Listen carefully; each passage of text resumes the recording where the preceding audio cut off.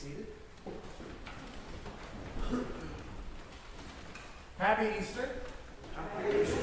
It's good to be here. This is the first Easter we've been able to do this right, I think, in 3 years.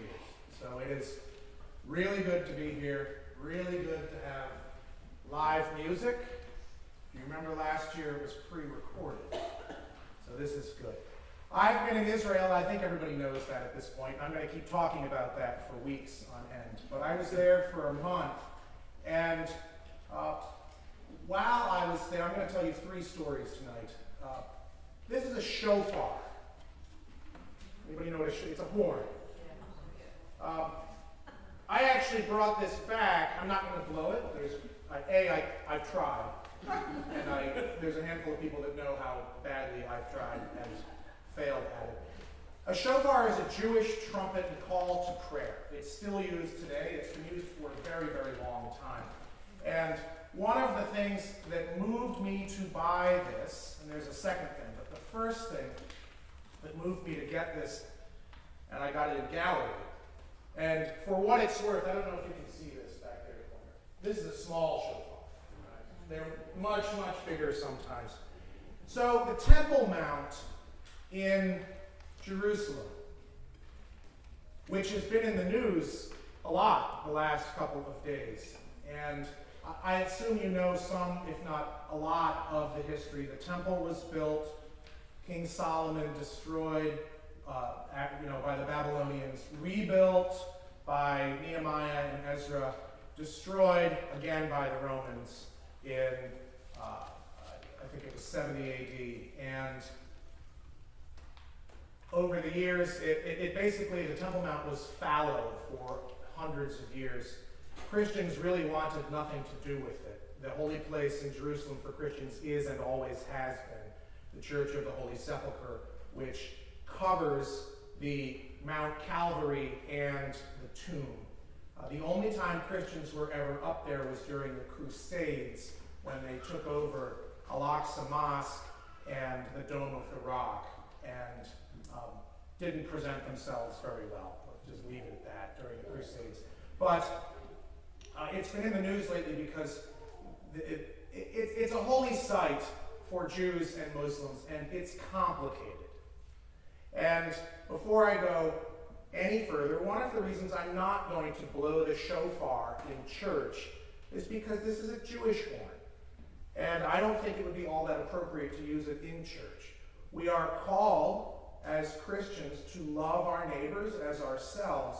And one of the reasons, one of the ways we live that out is loving our brothers and sisters who are Jews and Muslims and every other religion.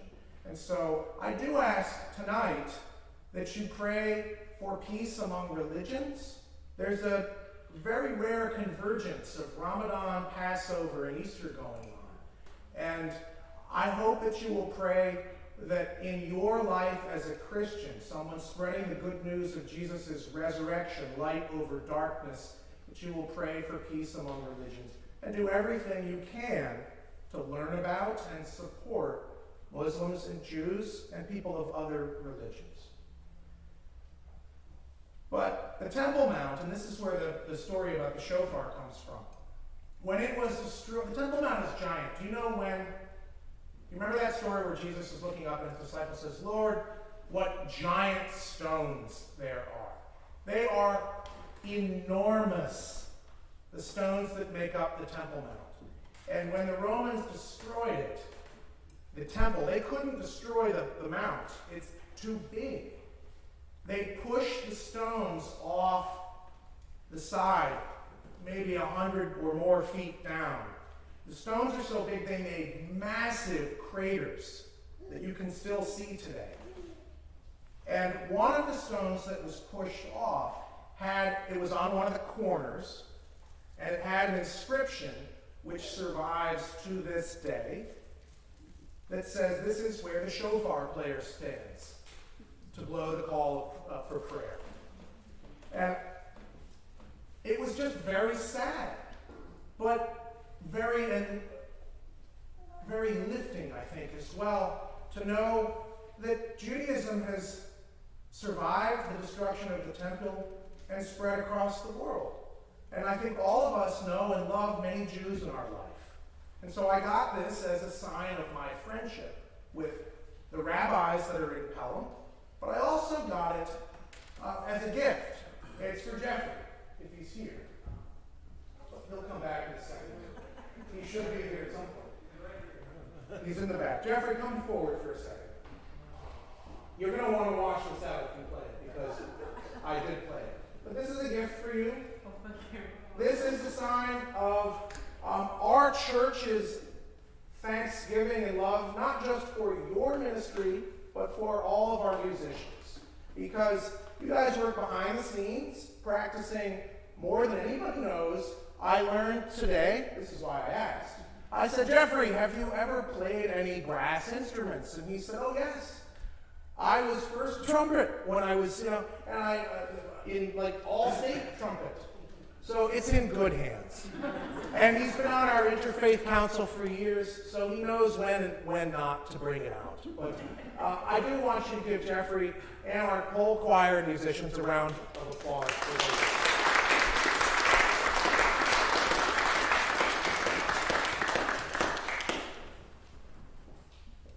One of the places that I went, it's Easter, so I might as well also talk about Christmas, right? Because Christmas and Easter go sort of hand in hand. One of the places that I went this time, when I went last time, was the Church of the Nativity in Bethlehem. It's the place built over where Jesus was born, if not there, very, very close to there. And I believe it's the oldest church in the world. It is 4 years ago when our group went, it was completely under construction. The construction was covered in graffiti. It was August. It was 7,000 degrees. And there were 1 million people, because of course there were a Bethlehem at Christmas in August. 1 million people in the church. And it took us, I think, 3 hours to get up to the grotto where you can touch the Bethlehem star. And I will leave it to your imagination, but the photos are not good when there's that many people here. You're always taking a photo of somebody from behind them, kneeling down, and it's just not a good photo. This time we went, nobody was there. And our guide, Iyad, I was the second person in, he turned to me and he said, in my entire time of guiding people, I've never seen it this empty. There's nobody here. And the construction was gone. They had used all of the last 2 years to clean up all of the graffiti and do all sorts of construction, get rid of the scaffolding. It was one of the most beautiful churches I've ever been in my entire life. And I could not say that 4 years ago. And we went in and spent time in the grotto because we were able to, because nobody was there. But that wasn't entirely true. There were a handful of people in the grotto when we went, and we waited for them to go. And there also was one person in the church, when I looked and saw that nobody's here, there was one woman cleaning brass. And the entire time we were there, she was cleaning brass. Now, I also got to the Holy Sepulchre, which I mentioned earlier is sort of the heart of Christian pilgrimage land. It is the building. It's been built and rebuilt and destroyed and expanded over since it was originally built. There is graffiti there too. The reason they are about as sure as they can be that is where Jesus was crucified and buried is because early Christians were very good at marking things with graffiti. And so they know that early Christians were there because they put things that said that they were there and this was a holy place. But the Holy Sepulchre, because it's sort of Easter, it's mobbed all the time, except when it's not. And if you happen to get in there, and I was there for a month, so I went into the Holy Sepulchre time and again, and sometimes there was a line that was probably an hour to get into the tomb, and other times I walked right in and knelt down alone at the tomb where Jesus was buried and was empty when he rose from the dead, and the 2 angels would have been somewhere nearby. And I went to Calvary, and sometimes there was a line going down the stairs, and other times it was empty. Because if you went often enough, you could sort of strike it right, so to speak, and get it totally empty and totally full. And about a week before our full group arrived, because I was there 2 weeks before everyone else, I noticed there was a woman, just like in the Church of the Nativity, who was polishing a gigantic candlestick. And when I mean a gigantic candlestick, I think it was maybe 10 feet tall. And she was on a ladder and polishing it. And I just thought, that's not going to be a fast job. And every time I came into the Holy Sepulchre over the next 3 weeks, she was still polishing it. Continually. And every day, it got a little cleaner and a little shinier. And the last time I was there, I looked, and it was perfectly polished. You know where she was? She was on the other candlestick. There were 2 of them. She's probably finished for tonight. Now, I tell you the 3 stories. The shofar, the trumpet player played a role that was a little more public than others. And as I said, our musicians do work behind the scenes, but they also play a very public role.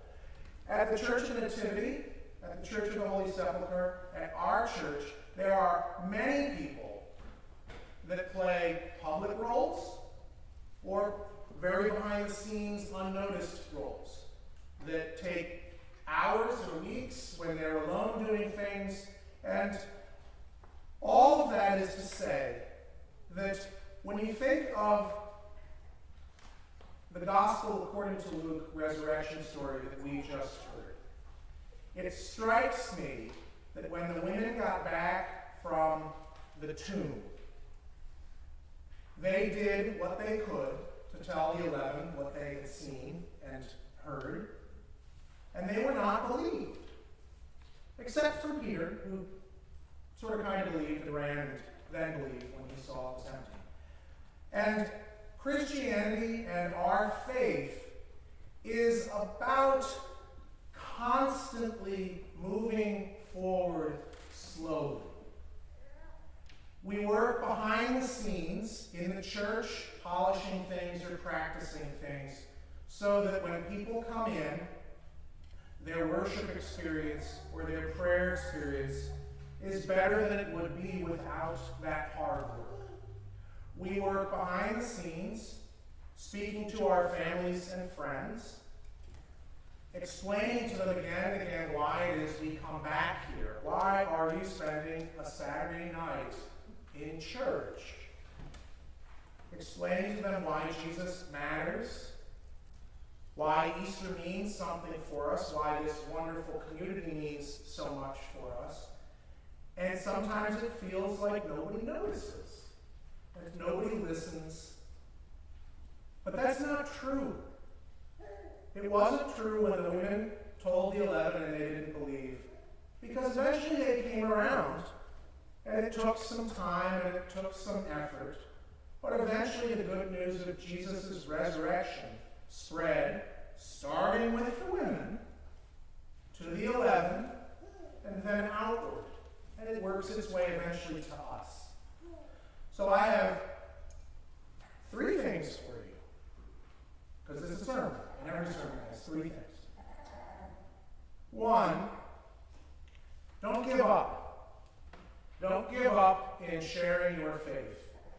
In doing the ministries that you do, don't get frustrated because you don't get the credit, you don't get a gift in the sermon. Don't get annoyed. Know that the work and ministry that you do here and out in the world matters a great deal. It matters a great deal. Number 1. Number 2, that is how the good news of the resurrection of Jesus is spread. Not through fireworks where someone says, "Oh my, I've got it," but more like slow nudging. One of my favorite stories in the gospel is that the widow that keeps bothering the judge until he finally relents and listens. It will get through.